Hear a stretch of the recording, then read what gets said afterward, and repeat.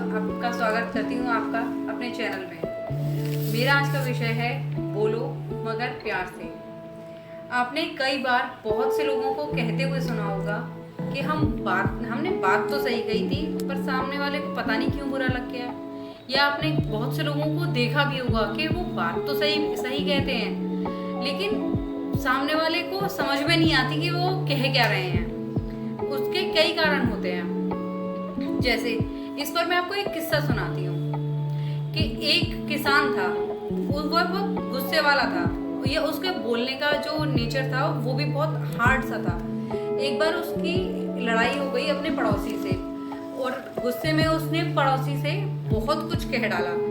तो उसके कुछ टाइम वक्त बाद उसे रियलाइज हुआ कि अब उसने उससे अपने पड़ोसी से कुछ ज़्यादा ही कह दिया।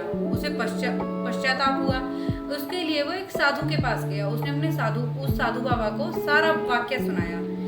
तो साधु ने कहा कि एक काम करो, तुम कुछ उसके पक्षियों के पंख इकट्ठे करके ले आओ। तो वो गया, बहुत मुश्किल से बहुत सारे पक्षियों के पंख इकट्ठे करके लाया। फिर उन्होंने कहा कि इन्हें एक चौराहे पे रखाओ।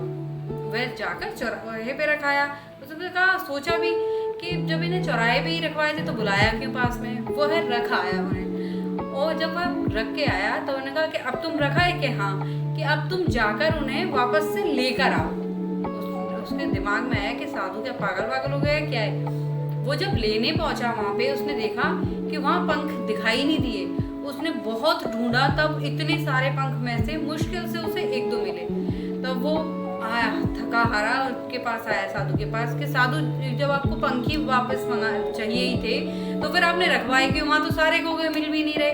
तब साधु ने कहा कि ये पंख तुम्हारे मुंह से निकले हुए शब्द हैं। जो तुमने बोल दिया उसे तुम वापस कैसे ला सकते हो।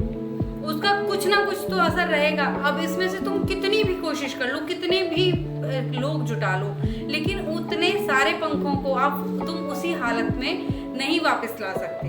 इसी तरह से तुम्हारे मुंह से निकले हुए शब्द हैं। तुम उससे माफी मांगो या पश्चाताप करो, लेकिन जो तुमने शब्द बोले हैं कठोरता भरे, उन्हें तुम वापस नहीं ला सकते। इसका बस तरीका यही है कि आगे से तुम ये ध्यान रखो कि किसी से कोई भी बात हो उसे एक विनम्रता से आराम से बोलो। और बात तर्कपूर्ण भी है। हमें अगर किसी से कोई भी बात कहनी है, उसी बात को हमें गुस्से से कहना है, क्रोध से कहना है कि तुम ये कर लो या तुम ये कर नहीं सकते हो। बात वह यही की है कि तुम ये काम कर लो। उस चीज को हम जब विनम्रता से कहते हैं तो सामने वाला का अच्छी लगे या ना लगे, बात करने का तरीका बहुत ही महत्वपूर्ण होता है। लर्निंग एक प्रोसेस है जो कि पूरी लाइफ चलता है। हमें अपने बच्चों को, बड़ों को बहुत सी चीज़ें हम आए दिन बताते रहते हैं। बच्चों को तो पल पल पे हमें चीज़ें सिखाने की ज़रूरत होती है। और तो इसलिए अगर बच्चे ने, आप मानिए कि अगर बच्चे ने जब ए लिखना सीखता है, उसने टेढ़ी मेढ़ी लाइन बनाई और आपने बोला क्या बनाया है तुमने, बेवकूफ़ हो, बिल्कुल बनाना नहीं आता। और उसी चीज़ को अगर आप इसी तरह से कहेंगे कि बेटा आपने बहुत अच्छा बनाया है पर इसे थोड़ा सा इस तरह से ऐसे बनाओ, वो कोशिश करेगा। लेकिन अगर आपने उसे उस पर चिल्लाया या गुस्से में इस तरह से कहा, वो या बार बार अगर आप उसे रिपीट करते हैं कि तुम बेवकूफ़ हो, बात बात पे तुम इसी तरह से चिल्लाते हो, तो वो सोचेगा कि मैं तो बेवकूफ़ हुई तो मैं क्यों करूँ ये काम।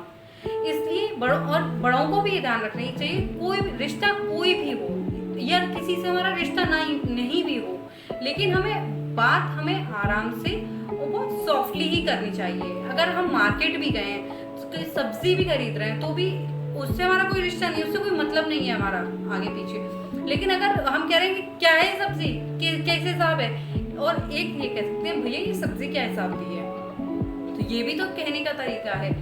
इसलिए कोई भी हो, आप आराम से कोशिश कीजिए। अगर किसी की नेचर होती है बहुत हार्डली बोलने की, लेकिन अगर आप धीरे धीरे करके कोशिश करेंगे तो धीरे धीरे करके कोशिश करने से तो सब चीज़ें बदलती हैं। और practice makes a man perfect. अगर आप प्रैक्टिस करेंगे तो वो चीज़ भी आदत में आ जाएगी और सामने वाले को भी आपकी बात अच्छी भी लगेगी और समझ में भी आएगी। इसलिए प्लीज़ बोलो मगर प्यार से।